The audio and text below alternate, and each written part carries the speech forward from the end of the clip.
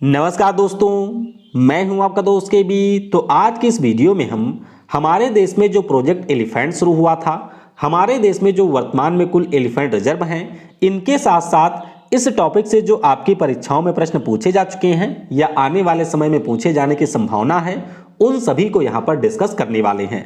तो पूरा वीडियो बहुत ही ध्यान से देखिएगा और वीडियो अगर आपको पसंद आता है तो इसे लाइक करने के साथ अपने सभी दोस्तों के साथ में शेयर जरूर करिएगा। अगर आपने स्टैटिक जीके के इससे पहले के वीडियो नहीं देखे हैं तो ऊपर के आई बटन पर आपको लिंक मिल जाएगी, वहां से अगर आप चाहें तो उन वीडियो को भी देख सकते हैं। तो चलिए इस वीडियो की हम शुरुआत करते हैं। सबसे पहले हम लोग थोड़ा सा बात करेंगे यहां पर हाथियों के बारे में। देखिए, अगर हम लोग एलिफेंट की बात करते हैं तो आपको यह भी ध्यान रखना है कि एलिफेंट को हम लोग एक मैमल की कैटेगरी में रखते हैं, यानी कि यह हमारा एक स्तनधारी जीव है। और अगर हम लोग इसके कुल की बात करते हैं तो इसके कुल को कहा जाता है एलिफेंटिडाई। ठीक है, ये इसके कुल का नाम है। दुनिया भर में अगर हम लोग बात करें तो आपको मुख्य रूप से 3 प्रकार की हाथियां देखने को मिलेंगी। एक आपका होता है अफ्रीकन बुश एलिफेंट, दूसरा हमारा होता है अफ्रीकन फॉरेस्ट एलिफेंट, और फिर जो आपके तीसरे कैटेगरी की हाथी है इसे हम लोग एशियन एलिफेंट के नाम से जानते हैं। तो यहां पर आप थोड़ा सा देख सकते हैं, ये हमारा अफ्रीकन एलिफेंट है और यहां पर आपका ये है एशियन एलिफेंट। अफ्रीकन एलिफेंट की बात करें तो जो इनके दांत होते हैं ये कई बार बहुत ही ज़्यादा बड़े होते हैं। इसके अलावा अगर आप लोग इनके कान को देखेंगे तो इनके कान भी यहाँ पर काफ़ी ज़्यादा बड़े होते हैं। उसकी तुलना में अगर हम लोग अपने एशिया के हाथियों की बात करते हैं तो ये साइज में भी छोटे होते हैं, दांत वगैरह भी इनके छोटे होते हैं, और जो इनका ये कान होता है ये भी होता है छोटा। तो ये आपको यहाँ से हाथियों के बारे में याद रखना है। अब बात करते हैं हमारे देश में हाथियों की स्थिति क्या है।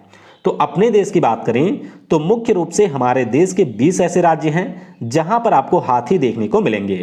दुनिया भर में जो भी आपके हाथी पाए जाते हैं उनके संरक्षण के लिए हर साल विश्व हाथी दिवस 12 अगस्त को मनाया जाता है। कब होता है? 12 अगस्त को हर साल मनाया जाता है विश्व हाथी दिवस। वैज्ञानिक नाम की बात करें तो यह भी कई बार परीक्षाओं में पूछा जाता है। इसका वैज्ञानिक नाम है एलिफेंट मैक्सिमस। क्या नाम है इसका? वैज्ञानिक नाम है एलिफेंट मैक्सिमस। अब आपने पढ़ा होगा IUCN की रेड लिस्ट के बारे में। तो अगर हम लोग IUCN के रेड लिस्ट की बात करते हैं तो उसमें जो हमारा अफ्रीकन एलिफेंट है ये वल्नरेबल कैटेगरी में है, जबकि अगर हम लोग एशियन की बात करते हैं तो ये आपका इंडेंजर्ड कैटेगरी में आता है। तो ध्यान रखिएगा, अफ्रीका का हाथी वल्नरेबल कैटेगरी में है और हमारे यहाँ का जो एशियन एलिफेंट है वो IUCN की रेड लिस्ट में इंडेंजर कैटेगरी में रखा गया है।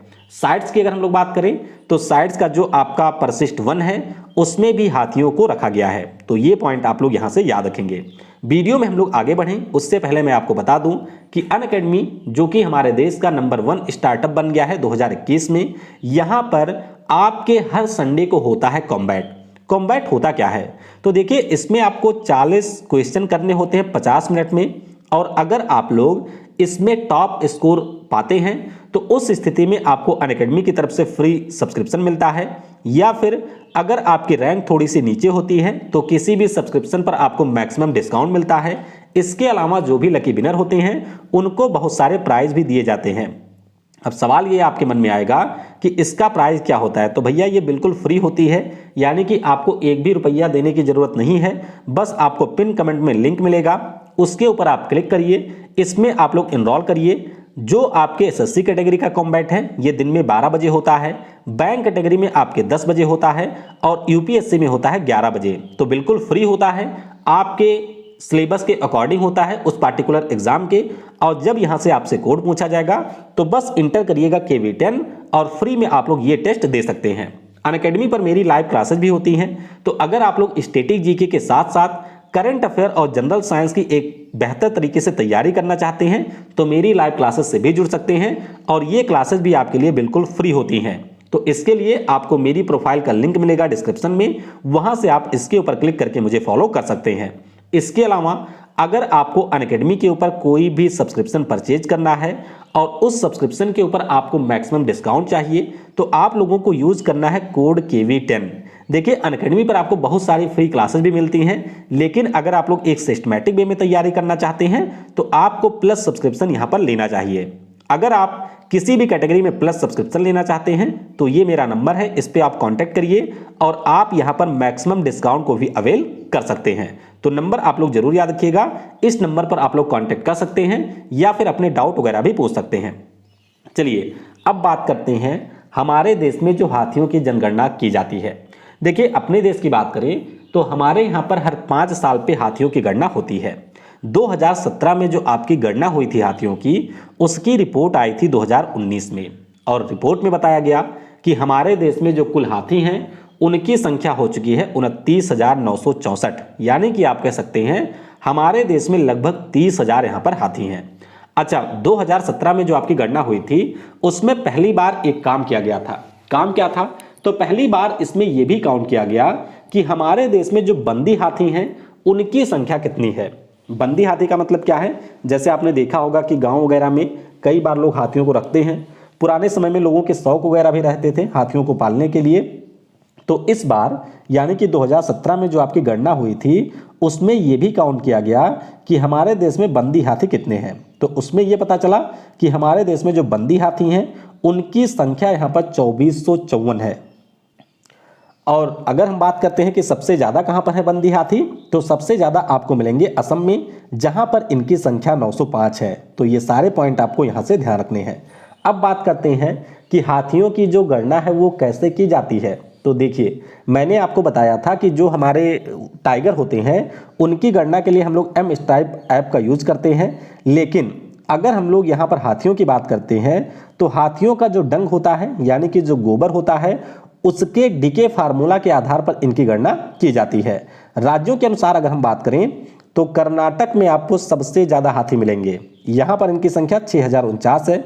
असम में इनकी संख्या 5719 है और केरल में है 3054। तो आपको ध्यान क्या रखना है कि बंदी हाथियों की सबसे ज़्यादा संख्या आपके असम में है, लेकिन अगर हम लोग बात करते हैं कि खुले में हमारे देश में सबसे ज़्यादा हाथी कहाँ पर हैं, तो सबसे ज़्यादा हाथी आपको कर्नाटक राज्य में देखने को मिलेंगे।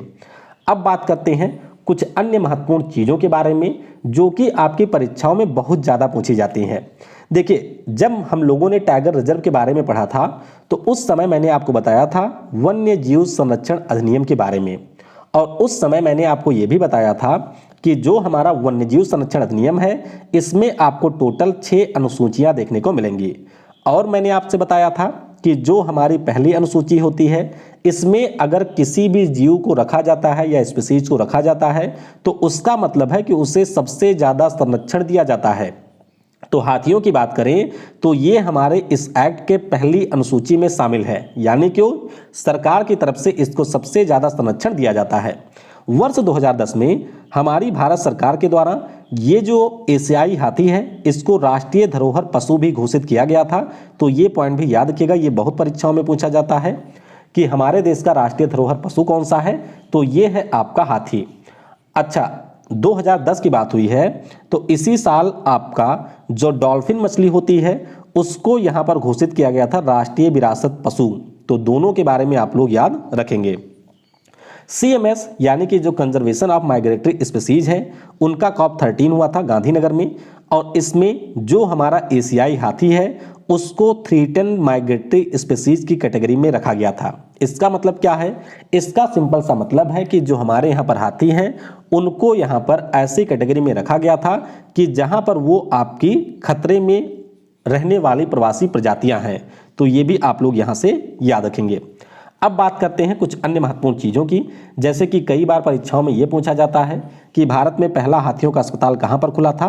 तो ध्यान रखिएगा ये आपके मथुरा में खुला था।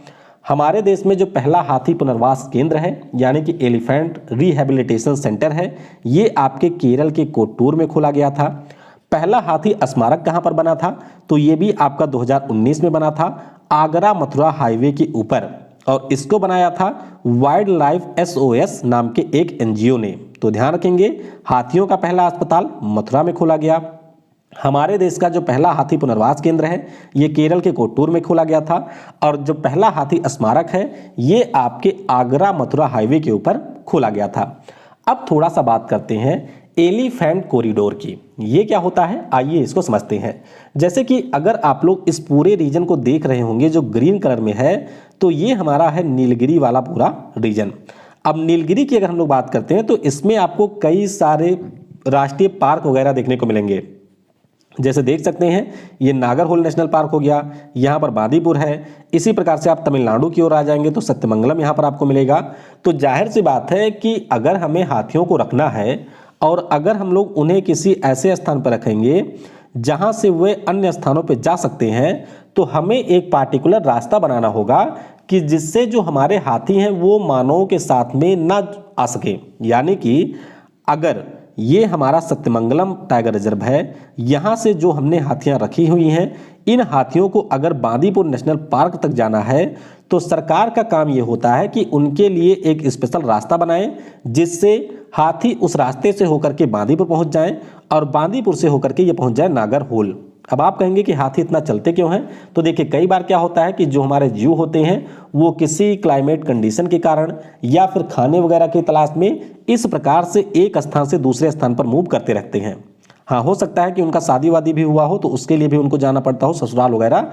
तो आपको ध्यान क्या रखना है कि हमारे देश में जो मानव और हाथियों के बीच में संघर्ष होता है उसको कम करने के लिए सरकार के द्वारा यहाँ पर एलिफेंट कॉरिडोर वगैरह बनाए जाते हैं।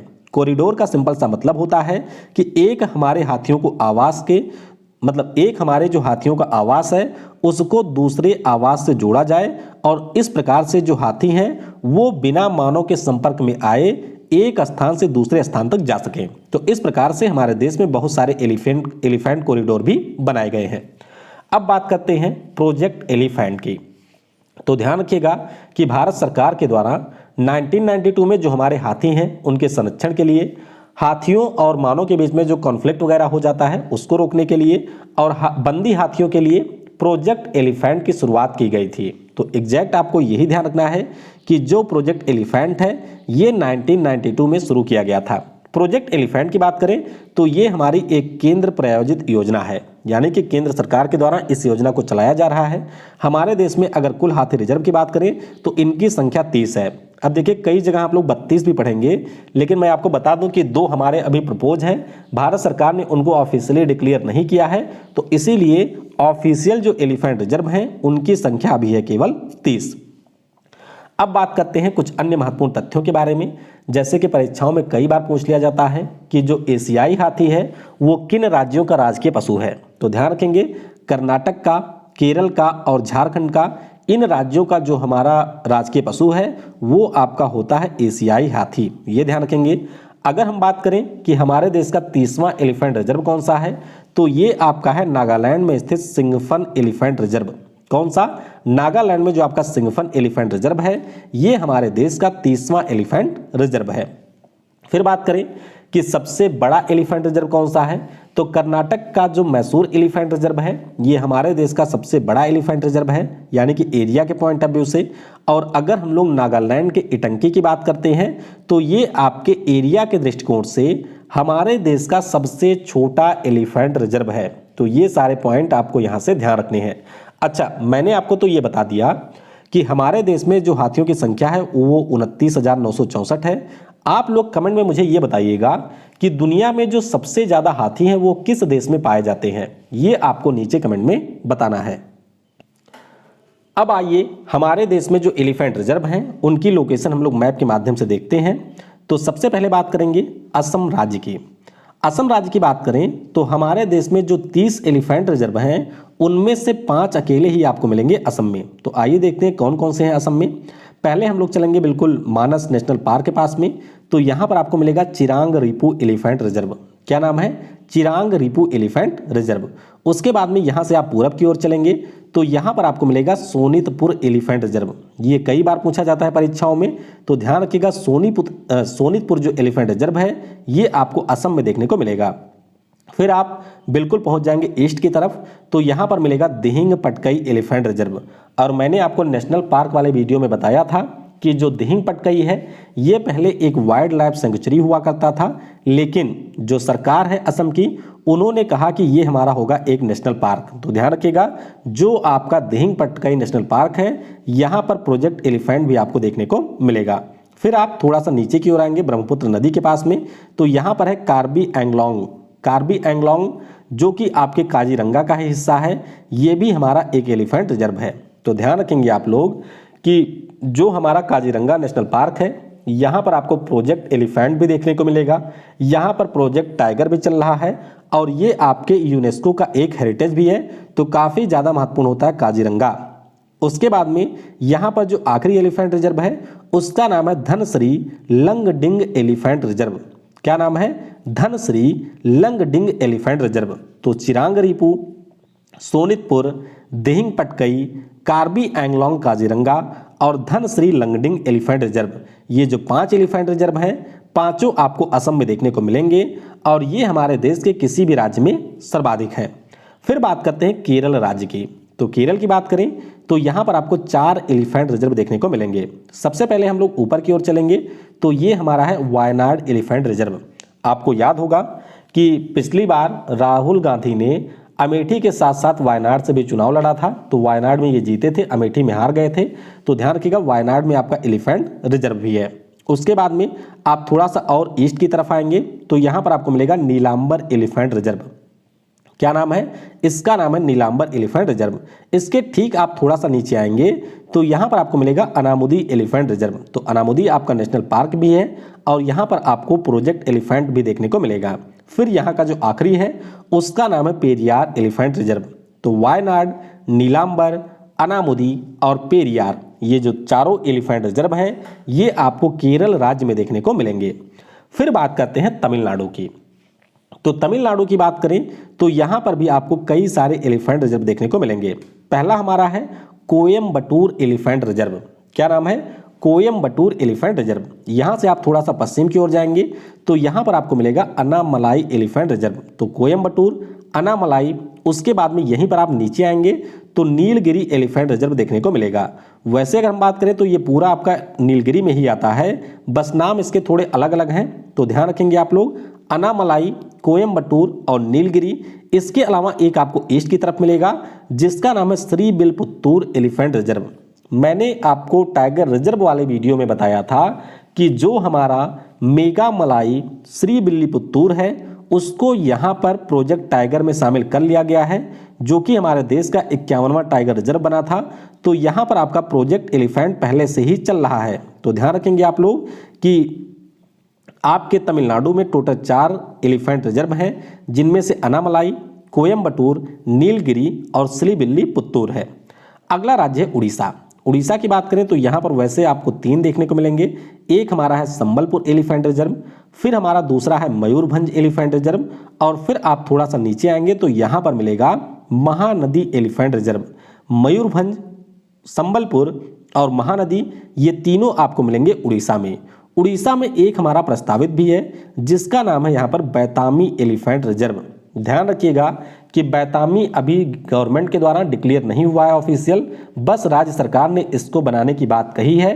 तो उड़ीसा में ऑफिशियली हमारे 3 हैं, लेकिन बैतामी एलिफेंट रिजर्व भी आपके उड़ीसा में प्रस्तावित है।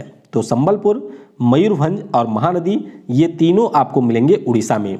अच्छा, अभी मैंने आपको सोनितपुर के बारे में बताया था, तो ध्यान रखेंगे जो सोनितपुर है ये आपके असम में है और संबलपुर की बात करें तो ये हमारे उड़ीसा राज्य में स्थित है।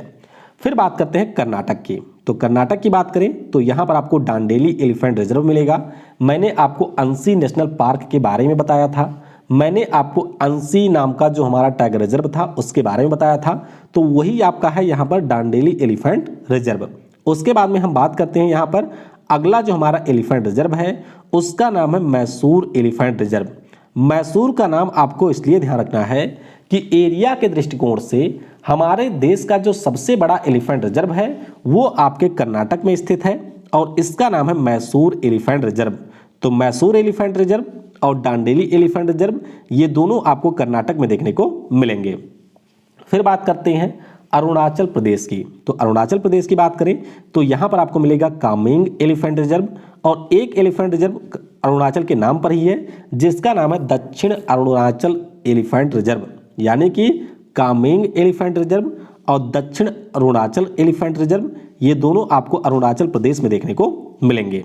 फिर बात करते हैं पश्चिम बंगाल की। तो पश्चिम बंगाल में आपको सबसे पहले मिलेगा मयूर झरना एलिफेंट रिजर्व। अब यहाँ पर भी आप गलती कर सकते हैं। देखिए, अभी मैंने आपको ऊपर बताया था कि जो मयूरभंज एलिफेंट रिजर्व है वो आपके उड़ीसा में स्थित है, लेकिन मयूर झरना की बात करें तो ये आपको पश्चिम बंगाल में देखने को मिलेगा। और एक एलिफेंट रिजर्व और है पश्चिम बंगाल में, जिसका नाम है पूर्वी द्वार एलिफेंट रिजर्व। तो बिल्कुल पूरब की तरफ स्थित है, मतलब पश्चिम बंगाल की सीमा के पास में, जो असम से लगती है, तो इसीलिए इसका नाम भी है पूर्वी द्वार एलिफेंट रिजर्व। तो पश्चिम बंगाल में दो हैं, एक का नाम है मयूर झरना और दूसरे का नाम है पूर्वी द्वार एलिफेंट रिजर्व।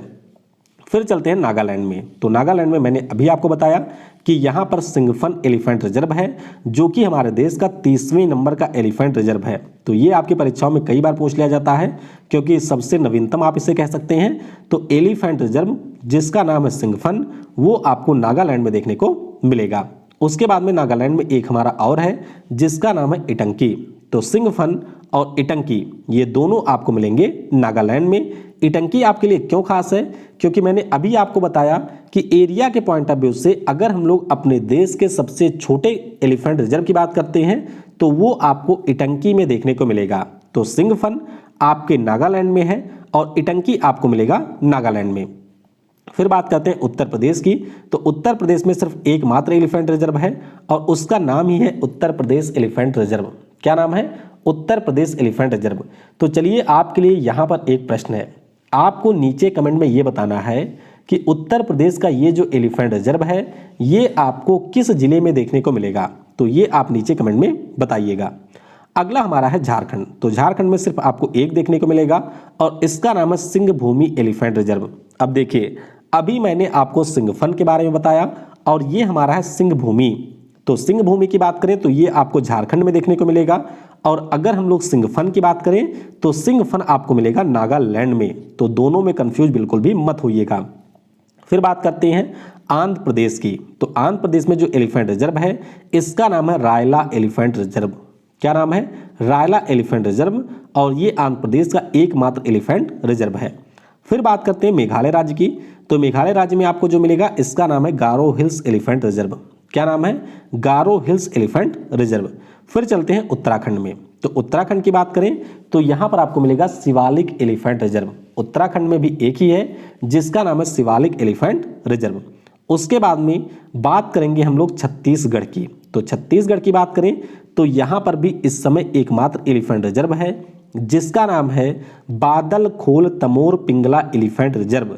लेकिन छत्तीसगढ़ की सरकार के द्वारा एक प्रस्तावित है, ये परीक्षा में भी ऑलरेडी पूछा जा चुका है। ध्यान रखिएगा, ये अभी ऑफिशियल नहीं हुआ है, लेकिन अगर आपसे परीक्षा में पूछ लिया जाए कि लेमरू एलिफेंट रिजर्व कहाँ पर है या किस राज्य में प्रस्तावित है, तो आप लोग अपना आंसर बताएंगे कि ये छत्तीसगढ़ में प्रस्तावित है। तो इस प्रकार से जो भी हमारे एलिफेंट से जुड़े हुए महत्वपूर्ण तथ्य थे, जो हमारे देश में एलिफेंट की गणना की जाती है या फिर जो आपका प्रोजेक्ट एलिफेंट रहा है, उन सभी के बारे में हमने डिटेल में डिस्कस कर लिया है। अब आइए इस टॉपिक से जो आपकी परीक्षाओं में प्रश्न पूछे गए थे या फिर आने वाले समय में पूछे जाएंगे, उनको भी हम लोग यहाँ पर डिस्कस कर लेते हैं। तो पहला प्रश्न है कि भारत में प्रोजेक्ट एलिफेंट की शुरुआत कब हुआ था? ये मैंने अभी आपको बताया कि 1992 में प्रोजेक्ट एलिफेंट शुरू हुआ था और 1973 में आपका प्रोजेक्ट टाइगर की शुरुआत की गई थी। तो ऑप्शन बी होगा करेक्ट। अगला प्रश्न है कि सिंगफन एलिफेंट रिजर्व किस राज्य में स्थित है? तो ये मैंने अभी आपको बताया कि सिंगफन आपके नागालैंड राज्य में है। ऑप्शन हमारा सी हो जाएगा करेक्ट। अगला प्रश्न है कि भारत का 30वां हाथी रिजर्व कौन सा है? तो 30वां जो हाथी रिजर्व है इसका नाम है यहाँ पर सिंगफन एलिफेंट रिजर्व, जो कि आपको नागालैंड में मिलेगा। ऑप्शन ए हो जाएगा करेक्ट। अगला प्रश्न है कि संबलपुर नाम का जो हाथी रिजर्व है ये किस राज्य में स्थित है? तो संबलपुर मैंने आपको बताया था कि उड़ीसा में है, सोनितपुर आपके असम में है। तो ऑप्शन यहाँ पर डी होगा करेक्ट। अगला प्रश्न है कि डांडेली हाथी रिजर्व किस राज्य में स्थित है? तो डांडेली की बात करें तो ये कर्नाटक में है। ऑप्शन हमारा ए हो जाएगा करेक्ट। अगला प्रश्न है कि वायनाड हाथी रिजर्व किस राज्य में स्थित है? तो वायनाड की बात करें तो वायनाड, जैसा कि मैंने आपको बताया कि राहुल गांधी यहीं से सांसद हैं और ये मिलेगा आपको केरल में। तो बी हो जाएगा करेक्ट। अगला प्रश्न है कि नीलगिरी हाथी रिजर्व किस राज्य में स्थित है? तो नीलगिरी मैंने आपको बता दिया कि ये तमिलनाडु में है। ऑप्शन डी हो जाएगा करेक्ट। अगला है कि रायला हाथी रिजर्व किस राज्य में स्थित है? तो रायला की अगर हम लोग बात करते हैं तो ये आंध्र प्रदेश में स्थित है। ऑप्शन हमारा यहाँ पर बी हो जाएगा करेक्ट। अगला प्रश्न है कि इनमें से कौन सा एलिफेंट रिजर्व सही सुमेलित नहीं है? तो ध्यान दीजिए आप लोग, देखिए गारो हिल्स की बात करें तो ये मेघालय में है, इटंकी आपके नागालैंड में है, शिवालिक उत्तराखंड में है, लेकिन अगर हम लोग सिंगफन की बात करें तो ये आपके नागालैंड में है, तो ऑप्शन सी हो जाएगा नहीं सुमेलित। अगला प्रश्न है कि भारत के किस राज्य में सबसे ज्यादा एलिफेंट रिजर्व आपको देखने को मिलेंगे, तो एलिफेंट रिजर्व सबसे ज्यादा आपको असम में मिलेंगे, लेकिन अगर आपसे हाथियों की संख्या पूछी जाए तो सबसे ज्यादा हाथी आपको कर्नाटक राज्य में मिलेंगे। अगला प्रश्न है कि नीलांबर हाथी रिजर्व किस राज्य में स्थित है, तो नीलांबर अभी मैंने आपको बताया ये मिलेगा केरल राज्य में, तो ऑप्शन ए हो जाएगा करेक्ट। अगला प्रश्न है कि महानदी हाथी रिजर्व किस राज्य में स्थित है, तो महानदी हमारे उड़ीसा में बहती है, तो उड़ीसा में आपको ये हाथी रिजर्व भी मिलेगा, ऑप्शन यहाँ पर सी होगा करेक्ट। अगला प्रश्न है कि बादल खोल तमोर पिंगला हाथी रिजर्व किस राज्य में स्थित है, तो बादल खोल तमोर पिंगला की बात करें तो ये जो हाथी रिजर्व है आपको छत्तीसगढ़ में मिलेगा, लेमरू यहाँ पर अभी प्रस्तावित है, तो बी हो जाएगा आपका करेक्ट। अगला प्रश्न है कि इनमें से कौन सा हाथी रिजर्व उड़ीसा में स्थित नहीं है, तो मैंने आपको अभी बताया था कि जो मयूरभंज है, मयूरभंज आपको मिलेगा उड़ीसा में, लेकिन जो हमारा मयूर झरना है ये आपके पश्चिम बंगाल में स्थित है, तो ऑप्शन डी हो जाएगा करेक्ट। अगला प्रश्न है कि अनामलाई हाथी रिजर्व किस राज्य में स्थित है, तो अनामलाई आपको कहां पर मिलेगा, तमिलनाडु में, तो बी हो जाएगा करेक्ट। अगला प्रश्न है कि दिहिंग पटकई हाथी रिजर्व आपके किस राज्य में स्थित है, तो दिहिंग पटकई की बात करें तो ये आपको असम में मिलेगा, ऑप्शन हमारा बी होगा करेक्ट। अगला प्रश्न है कि इनमें से कौन सा हाथी रिजर्व असम में स्थित नहीं है, तो देख लीजिए कार्बी एंगलोंग, धनसिरी लंगडिंग, चिरांग रिपू ये सारे आपके असम में हैं, लेकिन इटंकी असम में नहीं है, तो डी होगा करेक्ट। अगला प्रश्न है कि इनमें कौन सा सही सुमेलित नहीं है, तो ध्यान दीजिए मैसूर आपके केरल में है, मयूर झरना की बात करें तो ये आपके पश्चिम बंगाल में है, इटंकी नागालैंड में है, रायला आंध्र प्रदेश में है, तो इसका मतलब मैसूर आपके कर्नाटक में है, केरल में नहीं है, कर्नाटक में है। हाँ, तो बाकी आपके ये तीनों सुमेलित हैं, मैसूर आपका सुमेलित नहीं है, तो ए हो जाएगा करेक्ट। अगला प्रश्न है कि इनमें से कौन सा हाथी रिजर्व तमिलनाडु में स्थित नहीं है, तो देख लीजिए जो नीलगिरी है ये तमिलनाडु में है, कोयम्बटूर आपके तमिलनाडु में है, अगर हम लोग बात करें अनामलाई की तो ये भी है, अनामुदी आपके केरल में है, तो डी हो जाएगा करेक्ट। अगला प्रश्न है कि सोनितपुर हाथी रिजर्व कहाँ पर है, तो ये आपको असम में मिलेगा, ऑप्शन ए हो जाएगा करेक्ट। और आखिरी प्रश्न है कि श्रीविल्लीपुतूर हाथी रिजर्व किस राज्य में स्थित है, तो ये आपको मिल जाएगा तमिलनाडु राज्य में, तो ऑप्शन सी हो जाएगा यहाँ पर करेक्ट। तो इस प्रकार से एलिफेंट रिजर्व से जुड़े हुए जो भी महत्वपूर्ण चीजें थी वो हमने यहाँ पर डिस्कस कर लिया है। आई होप वीडियो आपको पसंद आई होगी। वीडियो के बारे में आप अपनी राय नीचे कमेंट में बता सकते हैं, कोई डाउट होता है तो वो भी आप लोग नीचे कमेंट में पूछ सकते हैं। और अगर आपने वीडियो को यहाँ तक देखा है तो बस आपको टाइप करना है yes I can do it. Thanks for watching. जय हिंद, जय भारत, और सबसे जरूरी, पढ़ेगा भारत तो बढ़ेगा भारत।